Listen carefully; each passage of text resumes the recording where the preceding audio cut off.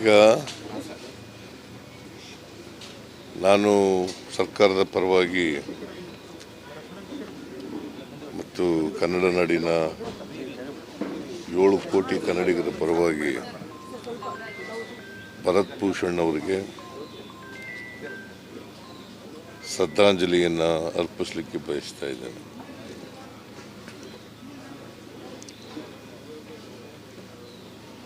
ಇನ್ನು ಚಿಕ್ಕ ವಯಸ್ಸು 41 ವರ್ಷ ವಯಸ್ಸಾಗಿತ್ತು. BE ಮಾಡಿದ್ದಂಥವ್ರು, ಮೈಸೂರಿನಲ್ಲಿ ಓದಿದವರು, SDM ಕಾಲೇಜ್ MBA ಮಾಡಿದ್ದು. ಇವರು DDPIಗೆ ಅವ್ರ ತಂದೆ ರಿಟೈರ್ಡ್ ಆಗಿದ್ದಾರೆ. ಆಗಬಾರ್ದಾಗಿದೆ. ಅವರು ಅಮಾನವೀಯವಾದಂಥ ಒಂದು ಕೃತ್ಯ ಇದು. ಇದನ್ನು ತೀವ್ರವಾಗಿ ಖಂಡಿಸ್ತೇನೆ ನಾನು. ಉಗ್ರರನ್ನು ಸಂಪೂರ್ಣವಾಗಿ ಮಟ್ಟ ಹಾಕ್ತಕ್ಕಂಥದ್ದು ಸರ್ಕಾರದ ಜವಾಬ್ದಾರಿ.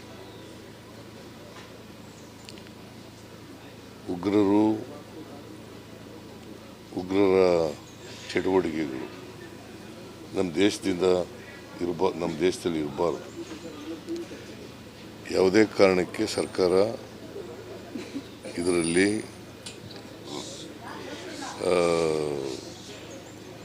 ರಿಯಾಯಿತಿಯನ್ನು ತೋರಿಸ್ತಕ್ಕಂಥ ಕೆಲಸವನ್ನು ಮಾಡಬಾರ್ದು. ಕೇಂದ್ರ ಸರ್ಕಾರದ ಜೊತೆ ನಾವೆಲ್ಲ ಇದ್ದೀವಿ. ಕೇಂದ್ರ ಸರ್ಕಾರಕ್ಕೆ ನಾನು ಒತ್ತಾಯ ಏನು ಮಾಡ್ತೀನಿ ಅಂತಂದರೆ, ಎಲ್ಲ ಉಗ್ರರನ್ನು ಕೂಡ ನಾಶಪಡಿಸ್ತಕ್ಕಂಥ ಕೆಲಸವನ್ನು ಮಾಡಬೇಕು. ಅದಕ್ಕೆ ನಮ್ಮ ಸಂಪೂರ್ಣ ಬೆಂಬಲ ಇದೆ. ಈಗ ನೋಡಿ, ಅಮಾಯಕ ಜನರು ಇವರು ಪಾಪ ಕಾಶ್ಮೀರಕ್ಕೆ ಹೋಗಿದ್ದವರು, ಅವ್ರನ್ನ ಆಡೋ ಹಗಲೇ ಮತ್ತು ಅವ್ರ ಹೆಂಡ್ತೀರು ಎದುರುಗಡೆನೆ ಮಗು ಕೂಡ ಇದೆ ಜೊತೆ.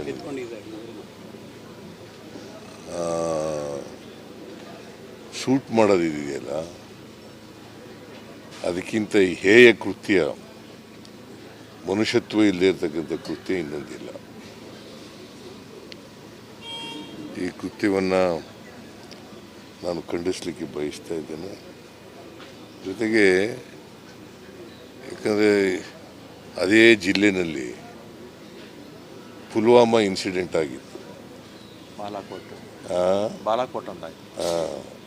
ಪುಲ್ವಾಮಾ ಇನ್ಸಿಡೆಂಟ್ ಆಗಿತ್ತು. ಅದರಲ್ಲಿ ಸುಮಾರು 40 ಜನ ಸೈನಿಕರು ಸತ್ತಿದ್ರು ಈ ಉಗ್ರರ ದಾಳಿಗೆ. ಮತ್ತೆ ಅಲ್ಲೇ ಮರುಕಳಿಸಿದೆ. ಇನ್ನೊಂದು ಸಾರಿ ಮರುಕಳಿಸ್ತದೆ ಅಂತ ನೋಡ್ಕೋಬೇಕು. ಅವರು ಎಲ್ಲೇ ಇರಲಿ, ಉಗ್ರರು ಅವರನ್ನು ಪತ್ತೆ ಹಚ್ಚಿ ದೇಶದಲ್ಲೇ ಅವ್ರನ್ನ ಇರಬಾರ್ದು. ಅವರು ದೇಶದಲ್ಲಿ, ನಮ್ಮ ದೇಶದಲ್ಲಿ ಇರಬಾರ್ದು. ಅವರು ಆ ರೀತಿಯಾದಂಥ ಕ್ರಮವನ್ನು ತಗೊಳ್ಬೇಕು ಅಂತೇಳಿ ಸರ್ಕಾರವನ್ನು ಒತ್ತಾಯ ಮಾಡ್ತೇನೆ. ಬಹುಶಃ ಎಲ್ಲೋ ಒಂದು ಕಡೆ ಇಂಟೆಲಿಜೆನ್ಸು ಅಲ್ಲಿ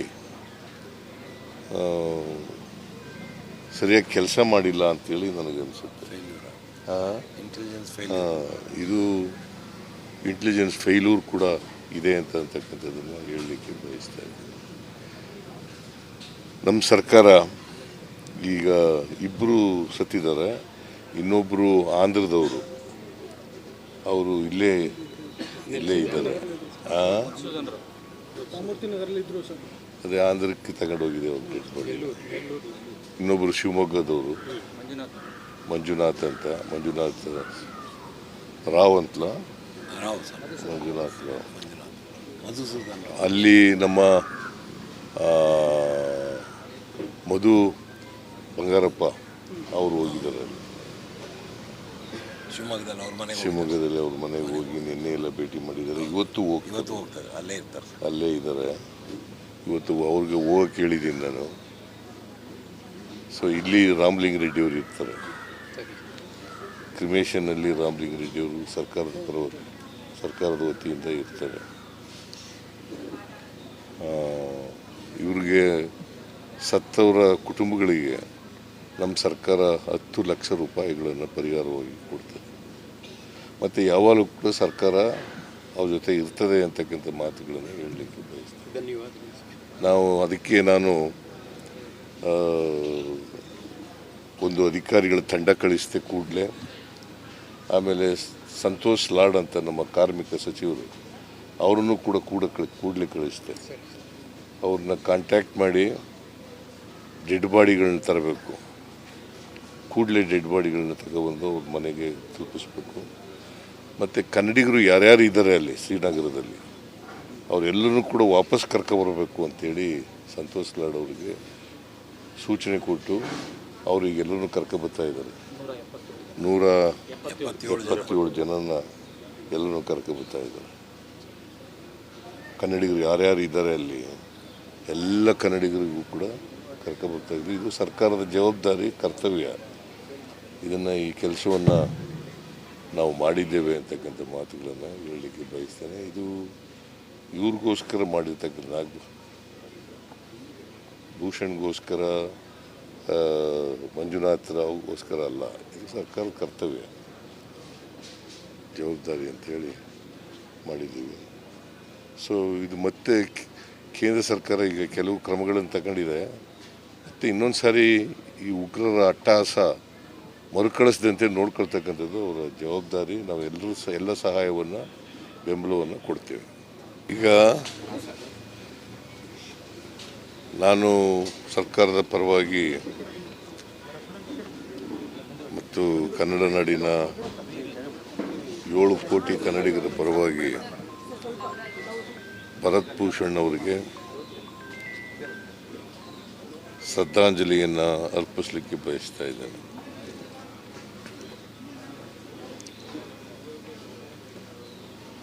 ಇನ್ನು ಚಿಕ್ಕ ವಯಸ್ಸು, 41 ವರ್ಷ ವಯಸ್ಸಾಗಿದ್ದಂಥ, BE MBA ಮಾಡಿದ್ದಂಥವ್ರು, ಮೈಸೂರಿನಲ್ಲಿ ಓದಿದವರು, SDM ಕಾಲೇಜ್ MBA ಮಾಡಿದ್ದು. ಇವರು DDPIಗೆ ಅವ್ರ ತಂದೆ ರಿಟೈರ್ಡ್ ಆಗಿದ್ದಾರೆ. ಆಗಬಾರ್ದಾಗಿದೆ. ಅವರು ಅಮಾನವೀಯವಾದಂಥ ಒಂದು ಕೃತ್ಯ ಇದು. ಇದನ್ನು ತೀವ್ರವಾಗಿ ಖಂಡಿಸ್ತೇನೆ ನಾನು. ಉಗ್ರರನ್ನು ಸಂಪೂರ್ಣವಾಗಿ ಮಟ್ಟ ಹಾಕ್ತಕ್ಕಂಥದ್ದು ಸರ್ಕಾರದ ಜವಾಬ್ದಾರಿ.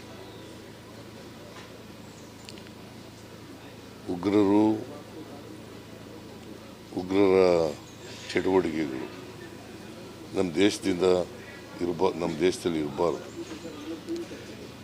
ಯಾವುದೇ ಕಾರಣಕ್ಕೆ ಸರ್ಕಾರ ಇದರಲ್ಲಿ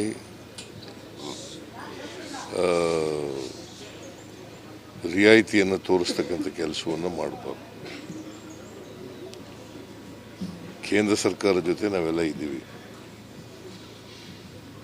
ಕೇಂದ್ರ ಸರ್ಕಾರಕ್ಕೆ ನಾನು ಒತ್ತಾಯ ಏನು ಮಾಡ್ತೀನಿ ಅಂತಂದರೆ, ಎಲ್ಲ ಉಗ್ರರನ್ನು ಕೂಡ ನಾಶಪಡಿಸ್ತಕ್ಕಂಥ ಕೆಲಸವನ್ನು ಮಾಡಬೇಕು.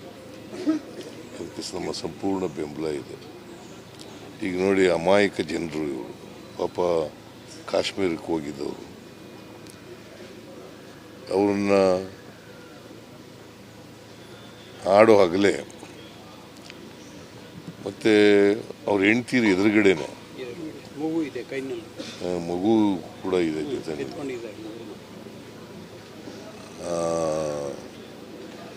ಶೂಟ್ ಮಾಡೋದಿದೆಯಲ್ಲ, ಅದಕ್ಕಿಂತ ಹೇಯ ಕೃತ್ಯ, ಮನುಷ್ಯತ್ವ ಇಲ್ಲದೆ ಇರತಕ್ಕಂಥ ಕೃತ್ಯ ಇನ್ನೊಂದಿಲ್ಲ. ಈ ಕೃತ್ಯವನ್ನು ನಾನು ಖಂಡಿಸಲಿಕ್ಕೆ ಬಯಸ್ತಾ ಇದ್ದೇನೆ. ಜೊತೆಗೆ ಯಾಕಂದರೆ ಅದೇ ಜಿಲ್ಲೆಯಲ್ಲಿ ಪುಲ್ವಾಮಾ ಇನ್ಸಿಡೆಂಟ್ ಆಗಿತ್ತು. ಪುಲ್ವಾಮಾ ಇನ್ಸಿಡೆಂಟ್ ಆಗಿತ್ತು. ಅದರಲ್ಲಿ ಸುಮಾರು 40 ಜನ ಸೈನಿಕರು ಸತ್ತಿದ್ದರು ಈ ಉಗ್ರರ ದಾಳಿಗೆ. ಮತ್ತೆ ಅಲ್ಲೇ ಮರುಕಳಿಸಿದೆ. ಇನ್ನೊಂದು ಸಾರಿ ಮರುಕಳಿಸ್ತದೆ ಅಂತ ನೋಡ್ಕೋಬೇಕು. ಅವ್ರು ಎಲ್ಲೇ ಇರಲಿ ಉಗ್ರರು, ಅವರನ್ನು ಪತ್ತೆ ಹಚ್ಚಿ ದೇಶದಲ್ಲೇ ಅವ್ರನ್ನ ಇರಬಾರ್ದು, ಅವರು ದೇಶದಲ್ಲಿ ನಮ್ಮ ದೇಶದಲ್ಲಿ ಇರಬಾರ್ದು. ಅವರು ಆ ರೀತಿಯಾದಂಥ ಕ್ರಮವನ್ನು ತಗೊಳ್ಬೇಕು ಅಂತೇಳಿ ಸರ್ಕಾರವನ್ನು ಒತ್ತಾಯ ಮಾಡ್ತೇನೆ. ಬಹುಶಃ ಎಲ್ಲೋ ಒಂದು ಕಡೆ ಇಂಟೆಲಿಜೆನ್ಸು ಅಲ್ಲಿ ಸರಿಯಾಗಿ ಕೆಲಸ ಮಾಡಿಲ್ಲ ಅಂತೇಳಿ ನನಗನ್ಸುತ್ತೆ. ಇದು ಇಂಟೆಲಿಜೆನ್ಸ್ ಫೇಲ್ಯೂರ್ ಕೂಡ ಇದೆ ಅಂತಕ್ಕಂಥದ್ದನ್ನು ಹೇಳಲಿಕ್ಕೆ ಬಯಸ್ತಾ ಇದ್ದೀನಿ. ನಮ್ಮ ಸರ್ಕಾರ ಈಗ ಇಬ್ಬರು ಸತ್ತಿದ್ದಾರೆ, ಇನ್ನೊಬ್ಬರು ಆಂಧ್ರದವರು, ಅವರು ಇಲ್ಲೇ ಇದ್ದಾರೆ. ಅದೇ ಆಂಧ್ರಕ್ಕೆ ತಗೊಂಡೋಗಿದೆ ಅವ್ರು ಡೆಡ್ ಬಾಡಿ. ಇನ್ನೊಬ್ಬರು ಶಿವಮೊಗ್ಗದವರು ಮಂಜುನಾಥ್ ರಾವ್ ಅಂತಲ ಮಂಜುನಾಥ್ ರಾವ್. ಅಲ್ಲಿ ನಮ್ಮ ಮಧು ಬಂಗಾರಪ್ಪ ಅವರು ಹೋಗಿದ್ದಾರೆ. ಶಿವಮೊಗ್ಗದಲ್ಲಿ ಅವ್ರ ಮನೆಗೆ ಹೋಗಿ ನಿನ್ನೆ ಎಲ್ಲ ಭೇಟಿ ಮಾಡಿದ್ದಾರೆ. ಇವತ್ತು ಹೋಗ್ತಾರೆ, ಅಲ್ಲೇ ಇದ್ದಾರೆ. ಇವತ್ತು ಅವ್ರಿಗೆ ಹೋಗಕ್ಕೆ ಹೇಳಿದ್ದೀನಿ ನಾನು. ಸೊ ಇಲ್ಲಿ ರಾಮಲಿಂಗ ರೆಡ್ಡಿ ಅವರು ಇರ್ತಾರೆ, ಕ್ರಿಮೇಷನ್ನಲ್ಲಿ ರಾಮಲಿಂಗ ರೆಡ್ಡಿ ಅವರು ಸರ್ಕಾರದ ವತಿಯಿಂದ ಇರ್ತಾರೆ. ಇವ್ರಿಗೆ ಸತ್ತವರ ಕುಟುಂಬಗಳಿಗೆ ನಮ್ಮ ಸರ್ಕಾರ 10 ಲಕ್ಷ ರೂಪಾಯಿಗಳನ್ನು ಪರಿಹಾರವಾಗಿ ಕೊಡ್ತದೆ. ಮತ್ತು ಯಾವಾಗಲೂ ಕೂಡ ಸರ್ಕಾರ ಅವ್ರ ಜೊತೆ ಇರ್ತದೆ ಅಂತಕ್ಕಂಥ ಮಾತುಗಳನ್ನು ಹೇಳಲಿಕ್ಕೆ ಬಯಸ್ತೇನೆ. ಅದಕ್ಕೆ ನಾನು ಒಂದು ಅಧಿಕಾರಿಗಳ ತಂಡ ಕಳಿಸಿದೆ ಕೂಡಲೇ.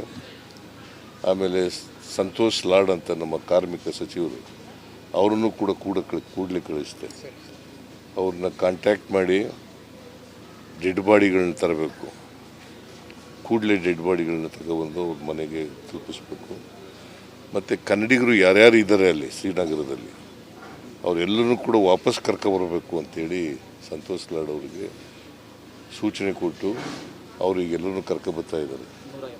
177 ಜನನ ಎಲ್ಲರೂ ಕರ್ಕೊಬರ್ತಾ ಇದ್ದಾರೆ.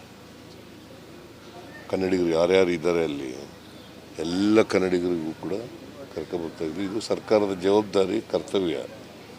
ಈ ಕೆಲಸವನ್ನು ನಾವು ಮಾಡಿದ್ದೇವೆ ಅಂತಕ್ಕಂಥ ಮಾತುಗಳನ್ನು ಹೇಳಲಿಕ್ಕೆ ಬಯಸ್ತೇನೆ. ಇದು ಇವ್ರಿಗೋಸ್ಕರ ಮಾಡಿರ್ತಕ್ಕಂಥ ಭೂಷಣ್ಗೋಸ್ಕರ, ಮಂಜುನಾಥ್ ರಾವ್ಗೋಸ್ಕರ ಅಲ್ಲ. ಇದು ಸರ್ಕಾರದ ಕರ್ತವ್ಯ, ಜವಾಬ್ದಾರಿ ಅಂಥೇಳಿ ಮಾಡಿದ್ದೀವಿ. ಸೊ ಇದು ಮತ್ತೆ ಕೇಂದ್ರ ಸರ್ಕಾರ ಈಗ ಕೆಲವು ಕ್ರಮಗಳನ್ನು ತಗೊಂಡಿದೆ. ಮತ್ತು ಇನ್ನೊಂದು ಸಾರಿ ಈ ಉಗ್ರರ ಅಟ್ಟಹಾಸ ಮರುಕಳಿಸದಂತೆ ನೋಡ್ಕೊಳ್ತಕ್ಕಂಥದ್ದು ಅವರ ಜವಾಬ್ದಾರಿ. ನಾವೆಲ್ಲರೂ ಎಲ್ಲ ಸಹಾಯವನ್ನು, ಬೆಂಬಲವನ್ನು ಕೊಡ್ತೇವೆ.